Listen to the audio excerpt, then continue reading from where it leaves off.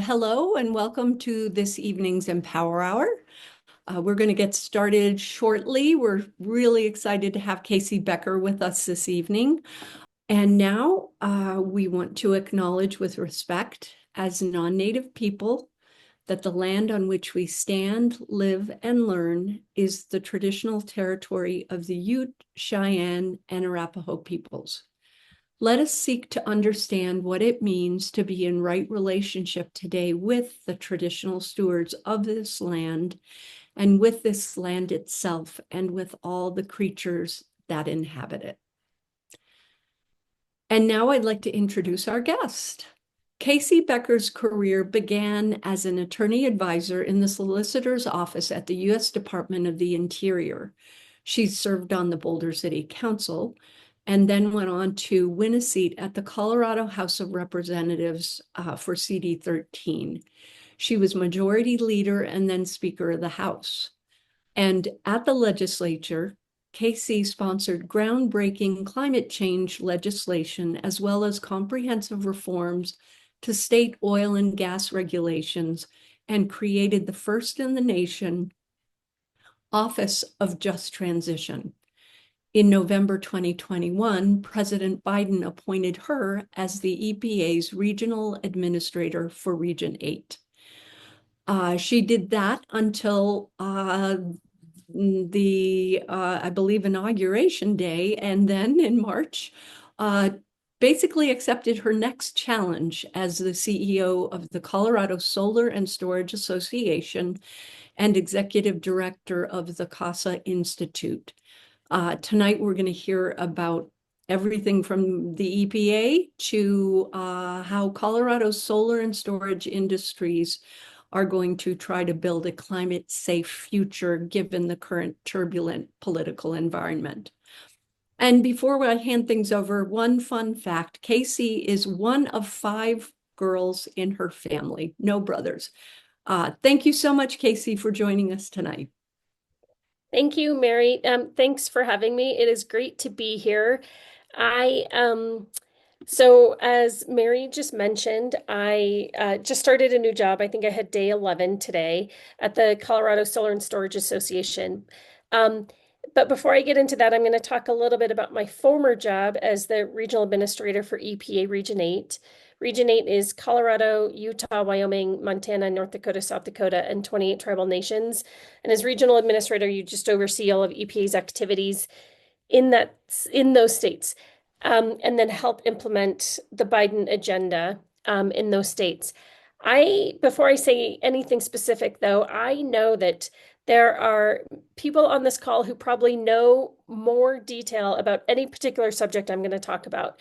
From my time in the legislature to EPA to now COSSA, people on this call have always been responsible for implementing those laws, those regulations, seeing them through, making sure they're implemented with fidelity. So you guys are the experts. Sometimes I feel like I'm I don't know, 5 miles wide and 3 inches deep. So um I just appreciate the work everyone else does here.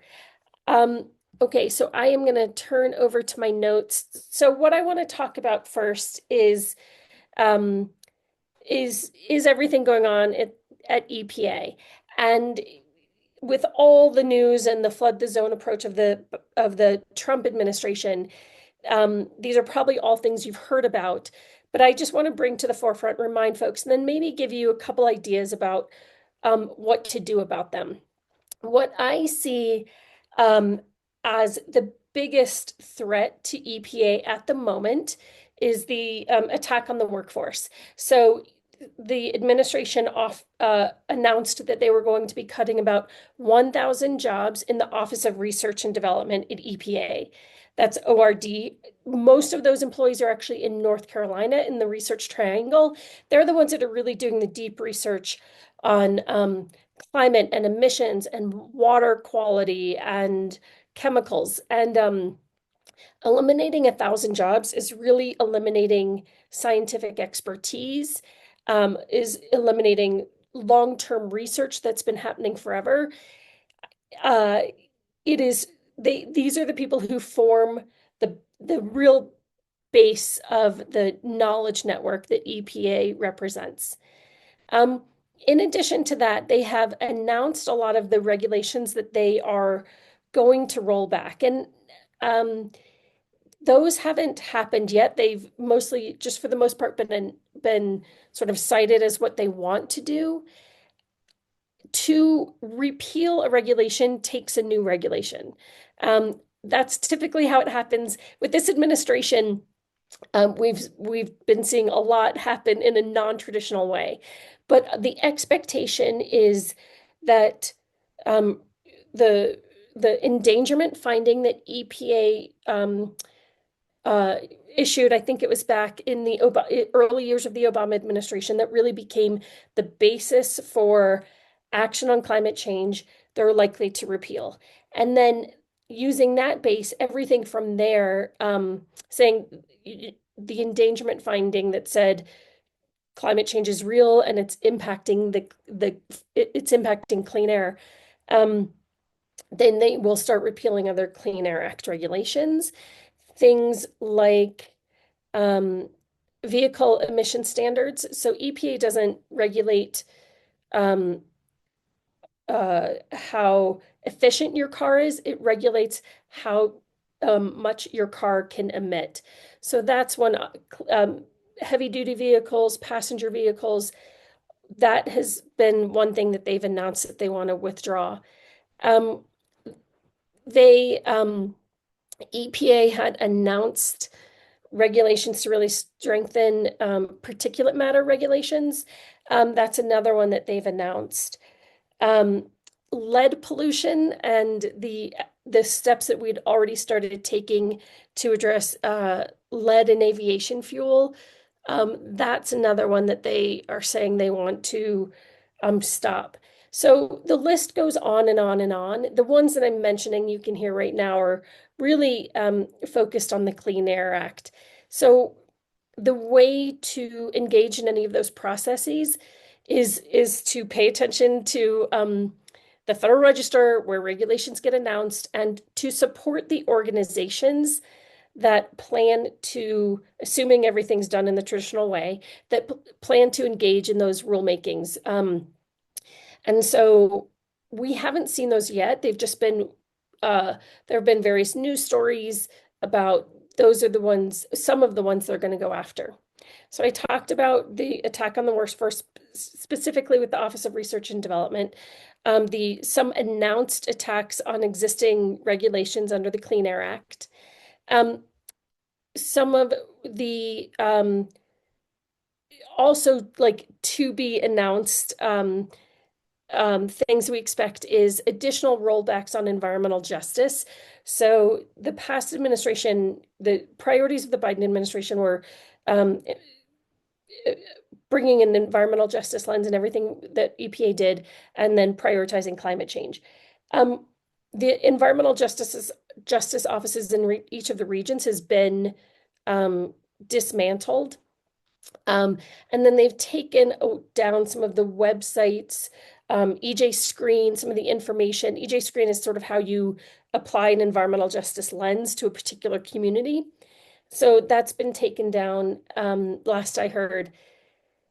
That's another attack on the workforce. And then we expect, they've said that they're looking at RIFs, reductions in force, to eliminate many of the jobs at EPA. Now, one reason I think a lot of that reduction in force hasn't happened yet is because they can't do the rulemaking rollbacks without the employees there to do the analysis, to write the rules, um, to respond to the rules, to do, to respond to comments. So I think that's why it hasn't happened yet, but that's still to be expected. That's still, we expect that still to come. Um, so those, and then I haven't even talked about the Inflation Reduction Act. So as you all know, the Reduction Act is, I think, the biggest piece of legislation in history to address climate. And there were many federal agencies involved, from USDA, EPA, Department of Energy, you name it. And speaking from the EPA portion, um, the biggest attacks were it has been a freeze on funding. Now, right before this webinar started, I saw a news story about the Greenhouse Gas Reduction Fund, GGRF. The Greenhouse Gas Reduction Fund was $27 billion that EPA was implementing. 7 billion is solar for all. 20 billion was two different sort of clean investment funds that are intended to invest in local communities, to help communities and CDFIs, community development financial institutions, to leverage funding to invest in clean and renewable energy. And I didn't save the news story, but I think what happened is a judge said, "Sorry, you are not allowed to keep that funding frozen." Um, so uh, we will see how the Inflation Reduction Act money continues to pan out. There's money under the USDA that was frozen for a little while that has recently been released, but keeping track of all these different stories of the Inflation Reduction Act and what's frozen and not frozen changes every day. Like I said, the GGRF, the Greenhouse Gas Reduction Fund, the EPA was just ordered to unfreeze that funding.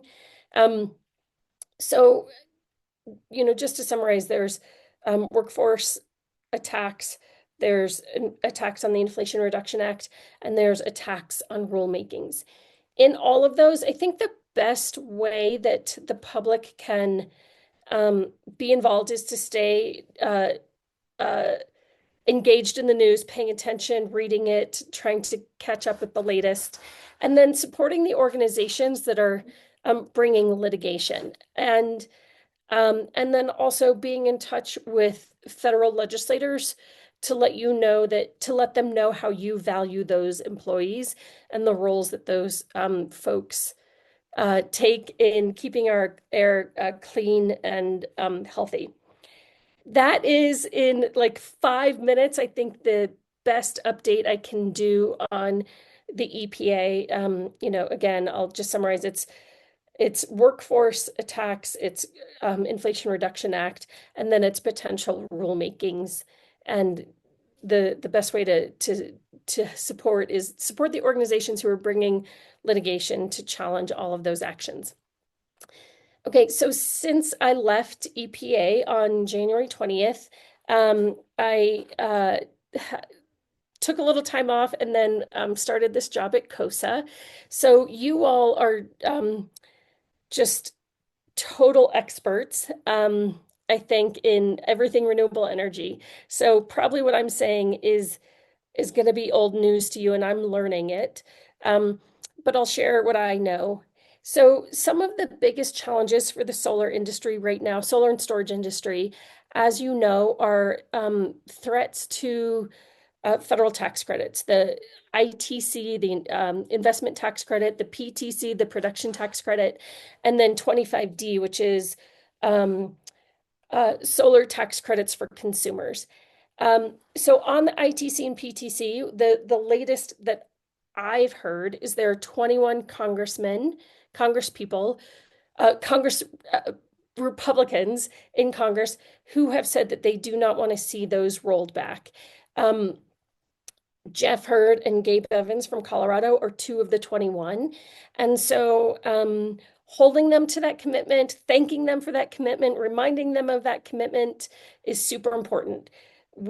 I have reached out to Congressman Crank's office. I haven't heard back that he has not replied, trying to set up a meeting with him and some folks in the solar industry to say, the solar industry is in your district. It matters to the people in your district, but we haven't heard back from Congressman Crank. So those tax credits are a huge threat to the industry. Tariff uncertainty, as you can imagine, is a big threat to the industry. As it is to all these industries, it just creates a lot of uncertainty, and folks don't know whether to make investments, how expensive things are going to be, components, what the future is. And so coupling tariff uncertainty with tax credit uncertainty, I think, creates some hesitancy. So that's federal level. At the state level, this is where you guys are the real experts.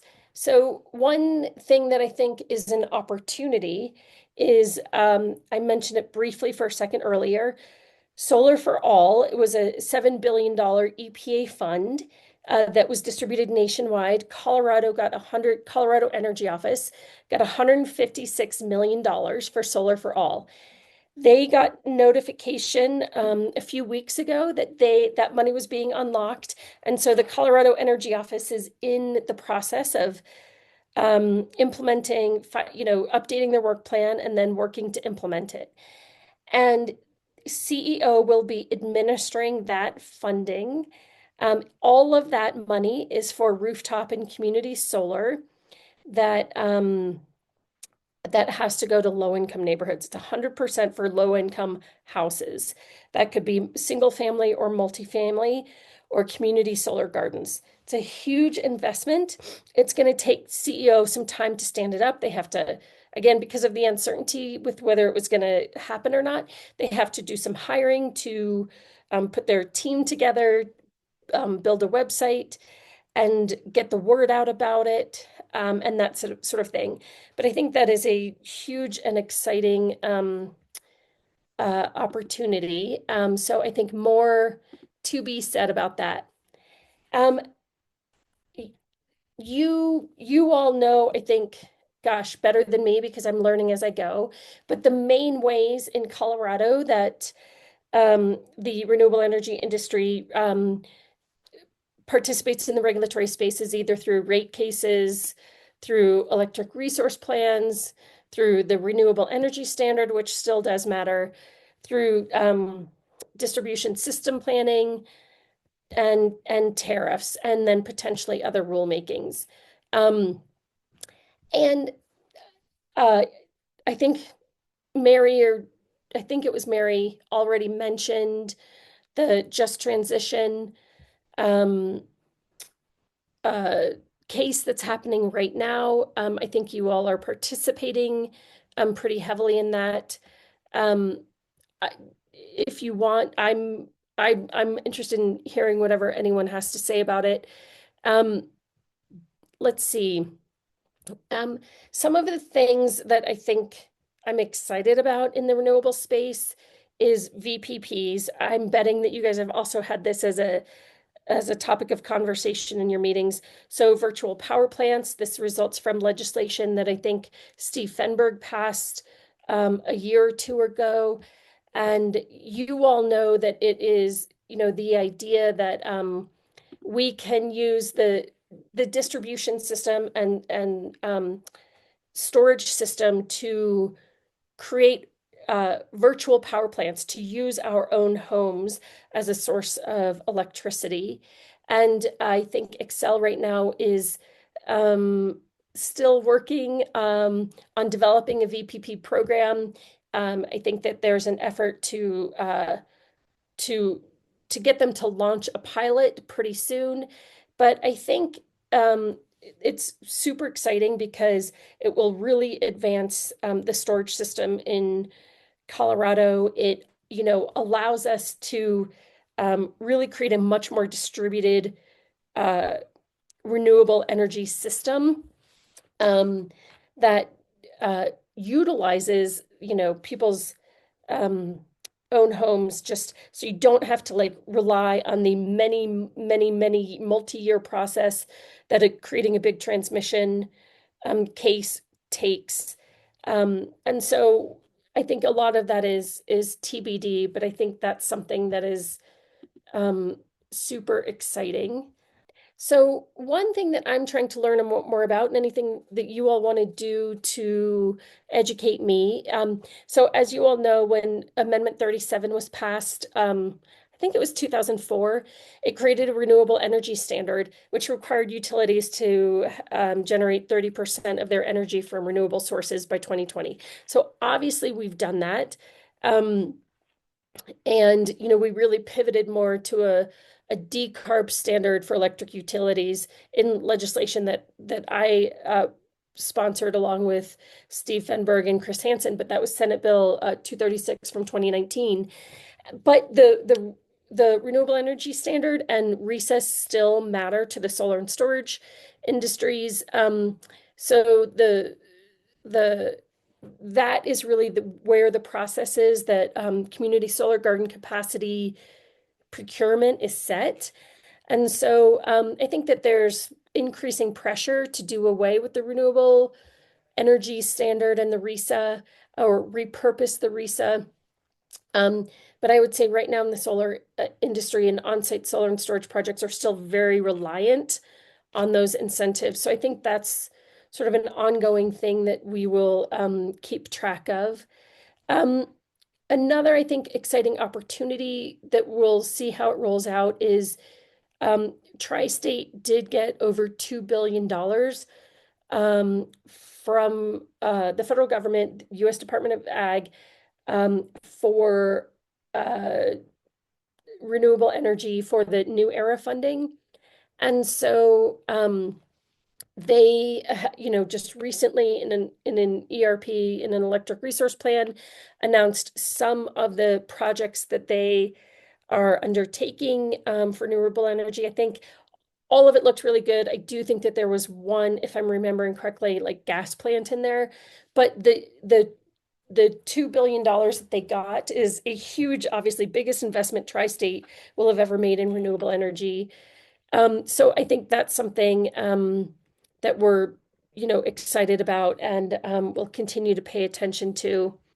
Sort of jumping back to the federal side, if this $20 billion greenhouse gas reduction fund gets doesn't get appealed and the litigation ends and that can move forward.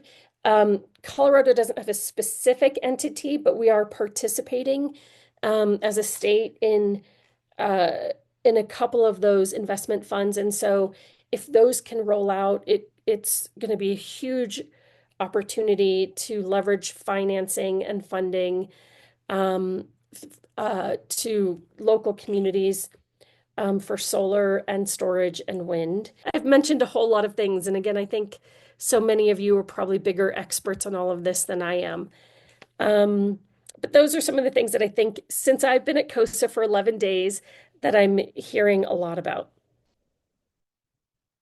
One question, Casey, if you don't mind going back to clarifying, oh, RESA is the Renewable Energy Standard account. Okay. Yeah. And that is still valuable to solar and storage. Specifically for community solar, um, yeah, that's really where the sort of additional procurement happens. So that leveraging that fund for solar is still really important. Oh, one thing that I'm excited that I think is an opportunity, and we'll be talking more about tomorrow with the agrivoltaics group is the potential for agrivoltaics. So obviously you all know about Jack's Solar Garden, and I think um, he, he's just done an amazing job as a demonstration project to talk about how you can really integrate um, ag land and solar.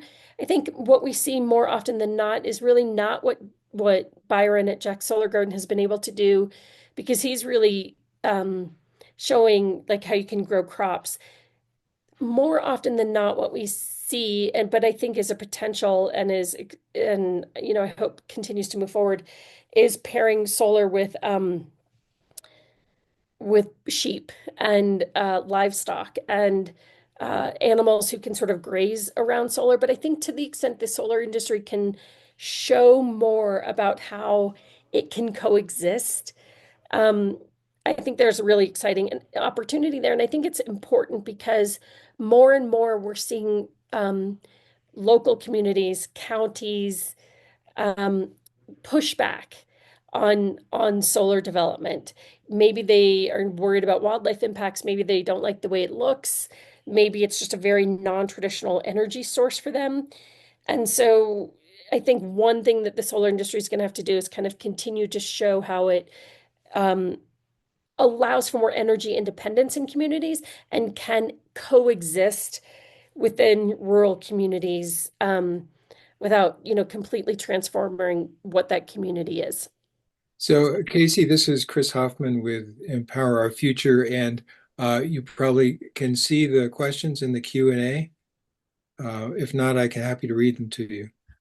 So I'm just pulling these up. How well do you feel that House Bill 161109, application of state water law to federal agency, applies to our proposed special use permits? Oh my gosh, Scott, I have not looked at that piece of legislation in 9 years. So I'm glad you flagged it for me because I will actually take a look. I wish I had an answer. Please confirm that Solar for All money for Colorado has been obligated by the feds. Yes, it is obligated. It is being released to the Colorado Energy Office. It's $156 million. Some of that's for overhead. Some of that's for hiring employees. But obviously, the big bulk of that is going to be to fund rooftop projects for single family, multifamily, commercial and industrial, and solar gardens. COSSA has both members that work on large centralized utility scale solar, as well as more distributed solar and solar gardens. In the past, COSSA has sometimes seemed to favor the large utility scale solar, which isn't so cheap when you consider outages and happen on the transmission and distribution systems, and that cheap solar is not so cheap when you incorporate the cost of outages.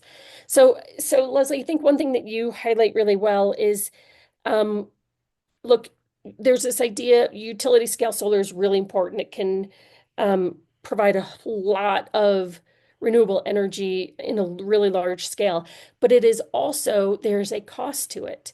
Um, the transmission system is really expensive. And then, distributed energy, like we were talking about, virtual power plants can be a little bit more resilient.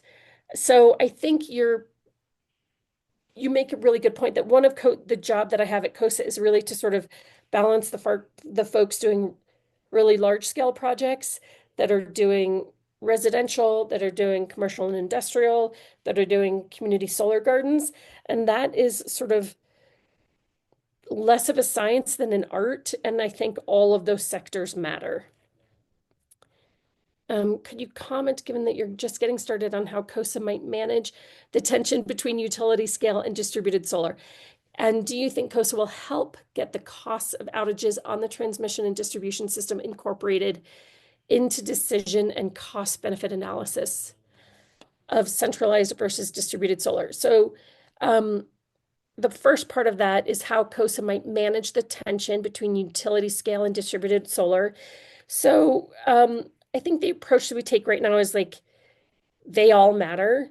Um, you know, that we sort of want to fight for the things that make utility scale solar work, which might be like the ITC and the PTC, but we also want to fight for the things that make more distributed solar or community sized solar work, because they both lead to a positive climate, um, and they make the industry as a whole more resilient.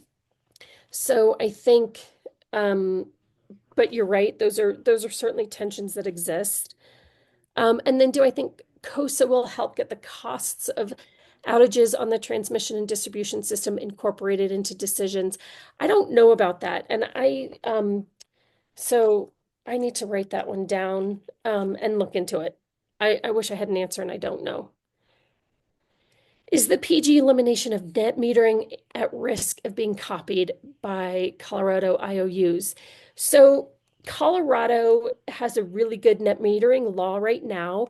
It's a one-to-one, like um you get full reimbursement for the through net metering for the energy you create. And when California changed their net metering law, it absolutely destroyed the rooftop solar industry. It meant a loss of jobs. It meant a loss of, implementation of rooftop solar. So it is something that we are definitely on the lookout for. And uh, it's I think what I've heard is like the industry just expects, oh my gosh, at some point someone's going to come after us for this. And I think it's important to again continue to keep the the residential solar market, the community solar garden market in Colorado really vibrant. Do I expect at some point that either like net metering to become after or the reset to become after? I think there's speculation that that'll happen, and it's something that we're going to pay attention to. Um, did I think those are all the ones in the chat? We have a couple more. Scott Hatfield and then Leslie has another, and then we also Okay. have some that have come in through from other panelists that I can read to you too after you get through those. Okay, so what is the best way to get more directed measurement of stack emissions compared to emission factors, mass balance, or engineering calculation for stack emissions reporting? Oh my gosh, Scott, you clearly know a lot about this. I am not an engineer. I uh, went to law school for environmental law, um, but I partly went to law school, so I never had to do, science. I will say, so this is a question about the Clean Air Act. And a lot of times what happens with big facilities um, and with states who regulate those big facilities is they don't want to actually do direct measurement of emissions. They would rather rely on emission factors, which is sort of an assumption about what emissions certain types of facilities will have. And when I was at EPA, we issued several decisions. They came up in Colorado because, frankly, that's where environmental groups were petitioning us to take a look, and that wasn't happening in the other states I oversaw. So, and we told CDPHE in several regards that they had to actually justify the emission factors, that they weren't doing a good job of justifying emission factors. And when it came to Suncor, they had to actually do direct measurement of emissions. So what is the best way to get more of that? I don't think this administration is likely to do what we did in terms of saying you needed to do more actual measurements, actual testing of emissions. Um, we did that at Suncor, and we did that at a few oil and gas facilities in Colorado.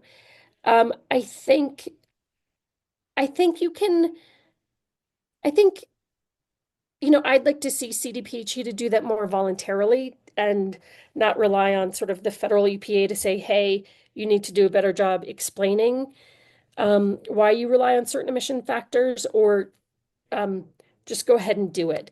The industry doesn't like it. It can cost the industry more. Um, but I think the best way is really to participate in the permit process through AQCC. Um, okay, thanks, Casey. Jim Gilbert, who's on the call, is an expert at value of lost load and related metrics. If you can stay on after 7, I would be totally up for that, Leslie. Thank you. Then do you plan to shift the agenda of COSSA in recognition of the scale that solar has already achieved in Colorado? Do you have a to-do list regarding policy? So, Alan, I'd say my to-do list is right now to like get through this legislative session, and then there's a whole bunch happening at the PUC that we're participating in that I just frankly have like less of a handle on. But I think there's a lot there that we are participating in.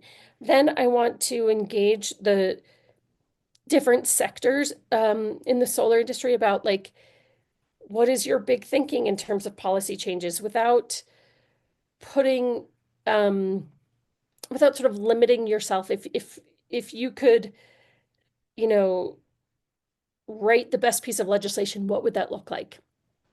And then figure out, work with other environmental partners and figure out like what is the best agenda that we could put forward.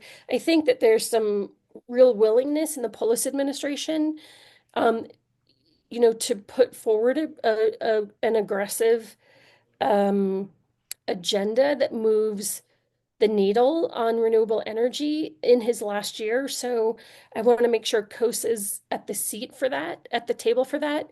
And I want our members to say, like, gosh, in an ideal world, what would they try and get done? And then we'll sort of work within like the art of the possible with knowing the sort of existing legislators and what they think is possible, what given the existing budget and what's possible, and then given what, appetite the governor's office really has to lean into that. So I do think that there would be some exciting opportunities. And I just want to make sure that all sectors of the solar industry are a part of that. Okay, COSA is in the prosumer tariff case. This puts all of Excel's future investments on the table for offsetting VPPs by VPPs. Excel has projected 50 billion over the next 5 years. Does this revenue make Colorado the leader in funding of DERs? I don't know the answer to that question. I don't know. I think one of, and this is so obvious, I should have mentioned it and I didn't.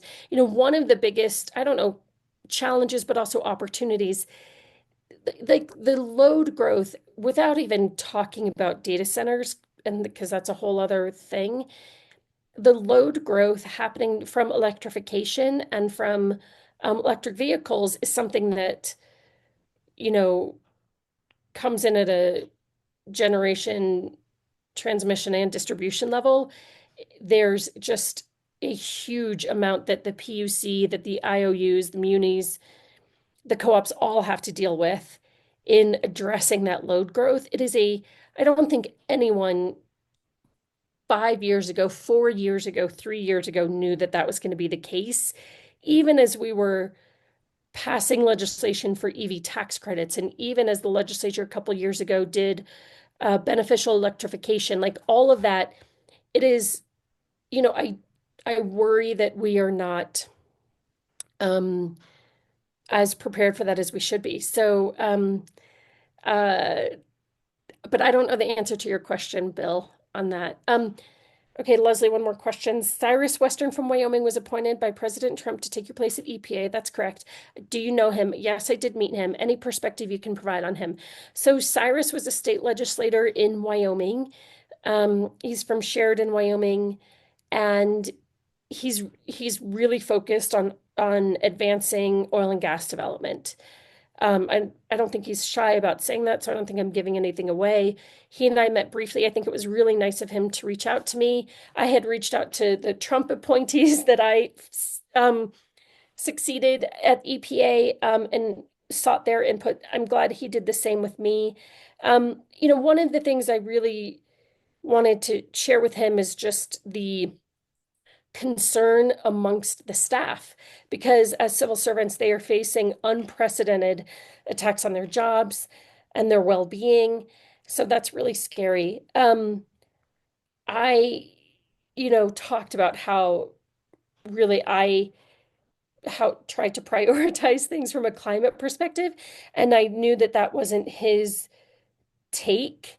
Um, and that, if he was I don't know, frustrated with any of the staff, that's because it was my direction, and that they understand that when there's a change in administration, that their priorities have to change. So I think my message in all of that was I kept forcing them to sort of like prioritize based on climate and bring things to me that had a climate impact. And if he's seeing that, he's in the job now, he gets to change that. I just didn't want him to take anything out on staff for taking that approach. Because it would they're going to have to shift, and they know it. Um, but don't go after the staff because of their focus on climate, because that's really what I pushed. That was a lot of what we talked about. Um, and then he really was saying, like, we're going to really prioritize oil and gas. One thing that they're responsible for prioritizing is like advancing AI, which I don't really understand what EPA's role in that is. I think what he means, or what the administrator means, is like facilitating as much data center and facilitating providing energy so data centers can do their thing.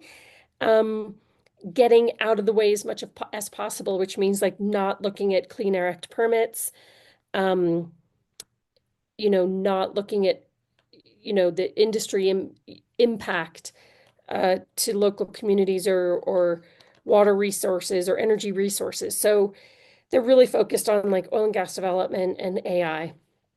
Um, let's see. Is it possible for us advocates to grab the American energy message and incorporate it into the fact that when the wind blows and the sun shines on the American portion of the North American continent, it means those resources are American? So, one thing that's like really important to talk about is um, we are not like importing the sun. We are not exporting the sun. It is right here, like you said, RJ. It is American. It is local. It is we don't have to rely, except for maybe the creation of panels and things, but it is a locally generated resource that is free. The sun is free, the wind is free.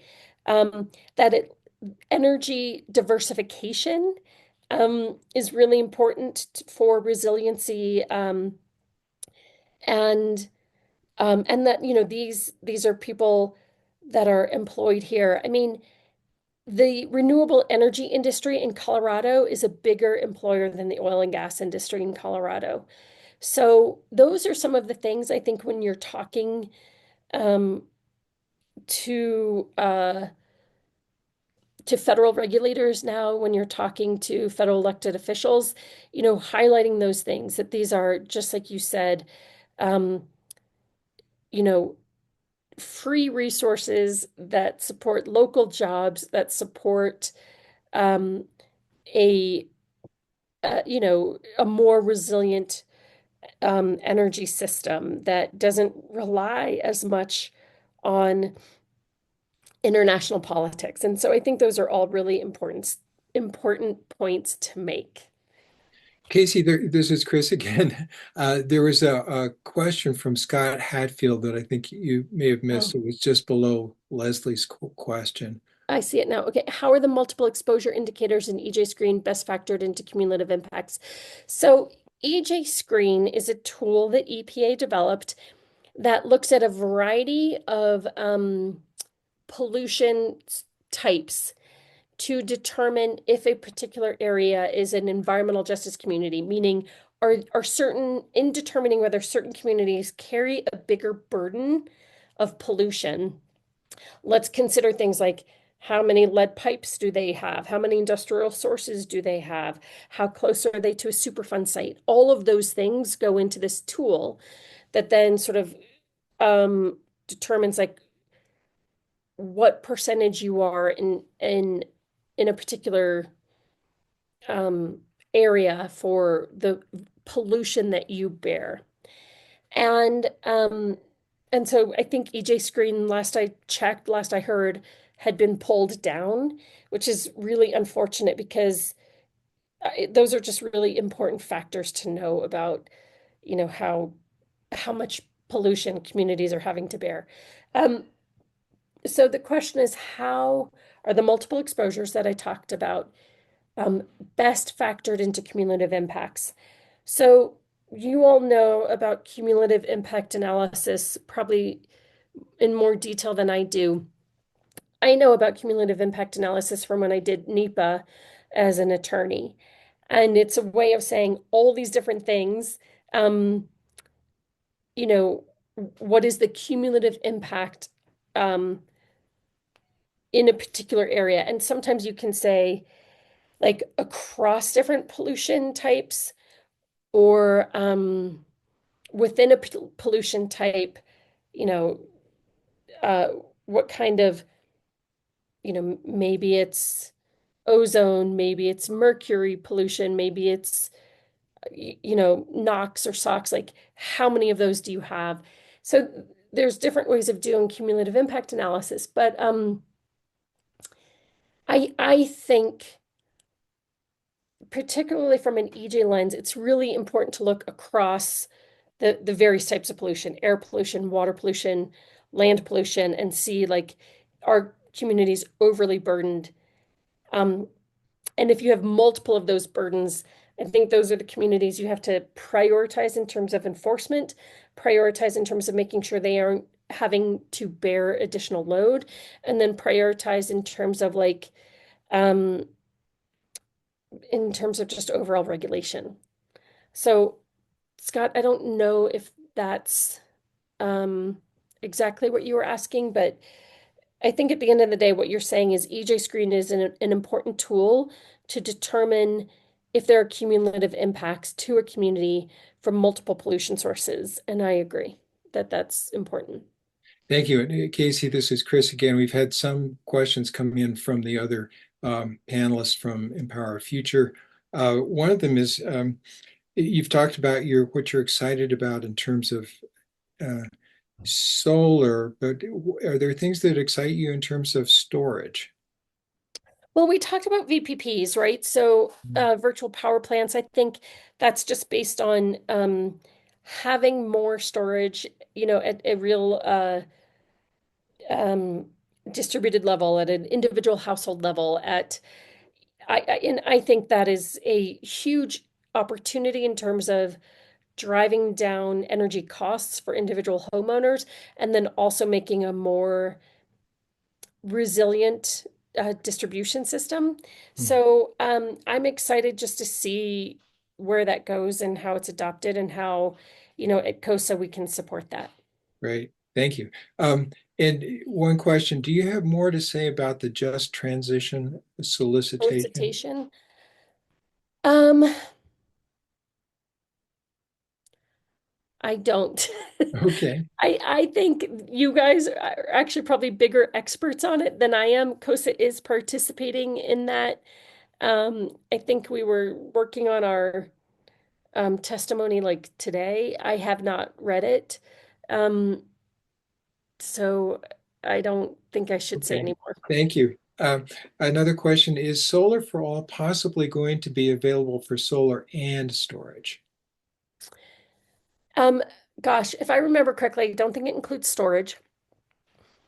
It does include the so so when you're really focused on solar in low-income communities, one of the points that was brought up is like, wow, you might have a home and it doesn't even have the roof to support it. It doesn't have the systems, you know, the I don't know, panels, the what am I trying to say? The electric panels to support it. It can be used for those things, so upgrade to the home for those things to get the home ready for solar. But last I remember, it doesn't include storage. Hmm, okay, thank you. Another question, does COSA have a position on community choice energy legislation? If it does, I don't know what it is. I'll Mhm. have to find out. Um, yeah. Okay, great. Another question, more generally, is what keeps you hopeful? I think like one thing that keeps me hopeful is, that there were these 21 Republicans that signed on to supporting the IRA tax credits. Like that's a good sign. And for US senators, Republican senators, um, I think that, actually seeing like Tri-State really go after getting this money unlocked from the from Inflation Reduction Act, that they didn't just say, oh, you know, we didn't get the money and Trump said no, and we're just going to leave it at that. Like that makes me glad. I think it shows that they recognize the importance of diversifying their energy, incorporating renewable energy, um, making those investments. So it may not be because they're really motivated by climate, but they're still doing it. Um, I think that the Inflation Reduction Act was really successful in bringing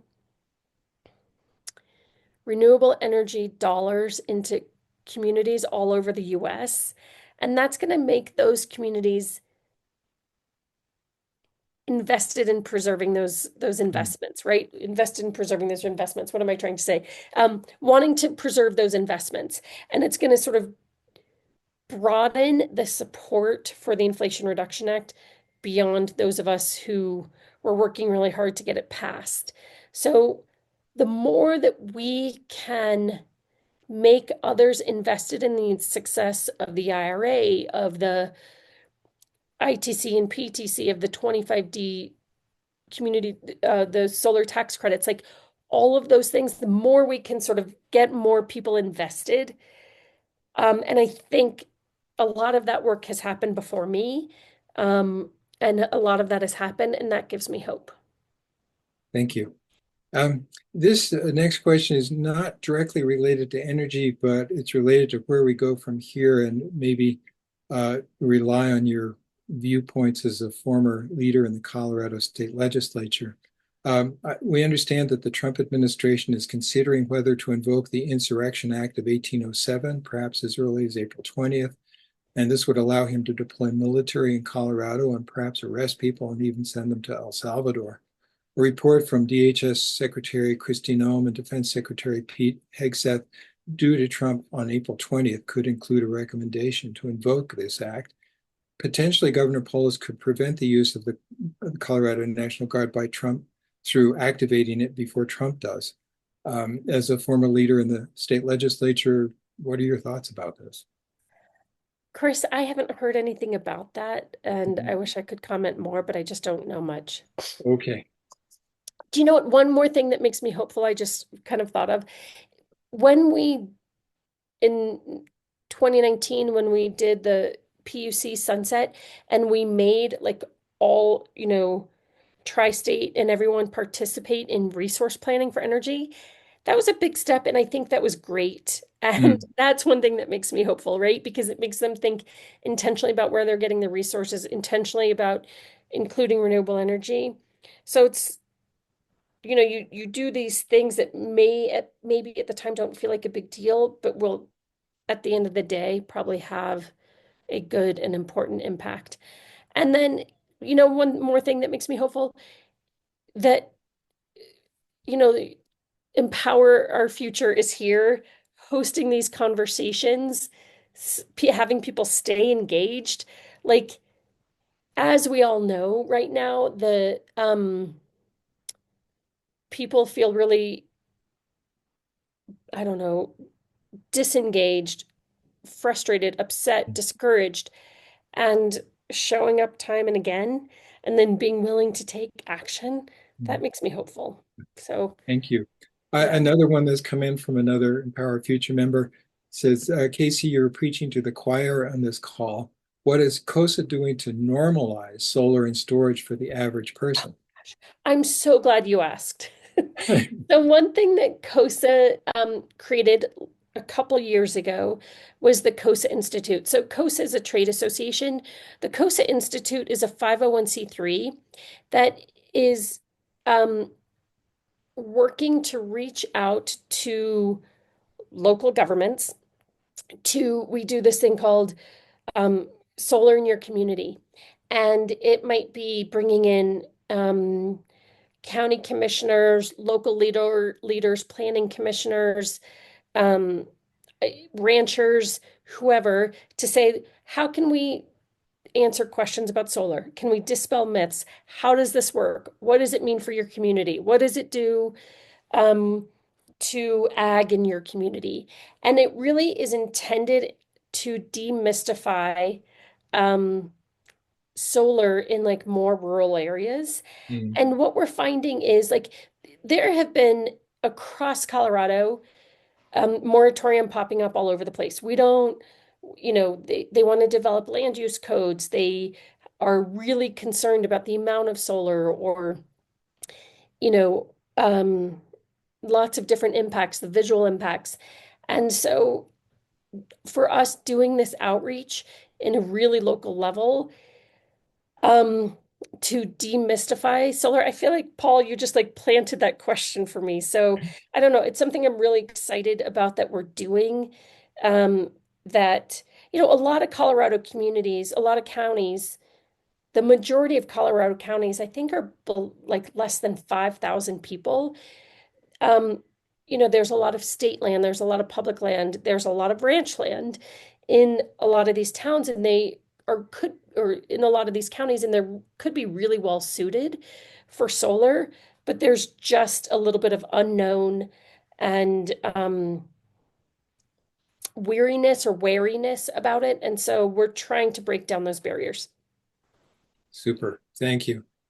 Let's see. In your role as a citizen, Boulder will be dealing with over 1 million tons of coal ash at the Valmont coal plant just east of 63rd Street. The current plan is to dig it up and treat it for use in cement. I didn't know that. The current, since the wind often blows heavily in Boulder, and coal ash has many heavy metals like mercury and arsenic and lead, hoping you will engage a little bit. Oh, thank you, Leslie, for letting me know about that. Um, I'll have to look into that. I mean, I knew there was stuff happening at Valmont. Um, uh, EPA, the Biden administration, we passed significant coal ash regulations that required really sort of um, uh, better management of legacy coal ash impoundments. Um, so, really what that meant is like not only going forward did coal-fired power plants have to deal with their coal ash, but they were going to have to actually go back and deal with legacy coal ash. And frankly, they're like one of the best books I've read in a long time is I'm going to Google it right now, which was about the huge coal ash spill in Tennessee in I think 2009. And anyone that's interested in coal ash and what it does to a community, fantastic book to read. I'm going to Google it right now because I can't remember the title, but I'll look into that a little bit, Leslie. Great. And Oh, before you Valley answer, So Low. Valley So Low. I loved that book. I'm just going to put it in the chat. the next question by Bill Outhouse, I could read that. It says Colorado turned off coal by 2030. An executive order now targets states to keep coal plants open. How do we defend ourselves? So, I don't know what President Trump can actually do to force a state to have coal plants stay open when they are otherwise directed to close. Some of these coal plant closures are actually in SIPs, state implementation plans. They are in IRPs in various states where the utilities, the state, like they've made certain commitments that are then legally enforceable. And the you know, um, so how that all plays out from a litigation standpoint, right? Like, uh, Colorado has put these coal plant closures in their SIP. Are they going to amend the SIP? I don't think they're going to. Is someone going to sue to force Colorado to amend their SIP? I don't know, and I don't know how they would like legally be able to do that. But look, everything that's happening in the world right now is pretty unprecedented, and courts are making decisions that I am surprised about a lot right now, and there's a lot of like innovative arguments. So all of that could play out in a different way than I would expect. Um, so I just really don't know how much that executive order was more sort of posturing and bluster, or if they're going to take specific actions and force states to take actions and force states to, amend their SIPs, force utilities to change their investment plans. I don't know. It's a whole new world. We are at the point where I don't see any further questions. Mary, I think you were on mute. And while she's on mute, I want to say, like, thanks you guys for inviting me because I really do consider so many of the people on this call the real amazing workers and experts in this area. So I appreciate any feedback, comments, ideas, all of that. yeah, and once again, thanks for all the work that you guys do. Well, again, thank you, Casey. Now I'm not on mute. We really appreciate having you. I want to thank the other Empower Our Future communication team members who are integral to making these Empower Hours happen.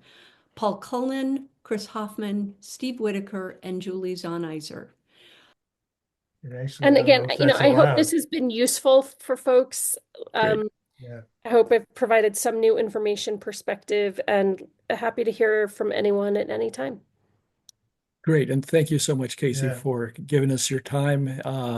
It's great to have you be part of COSSA. Again, being at a position where you can influence the future of renewable energy as you have so well in the past. And I think we'll now conclude this. And with that, thank you. And we'll be following your trajectory. Thanks, everyone. Thanks for all your work. Yeah. Once again, really appreciate all that you guys do.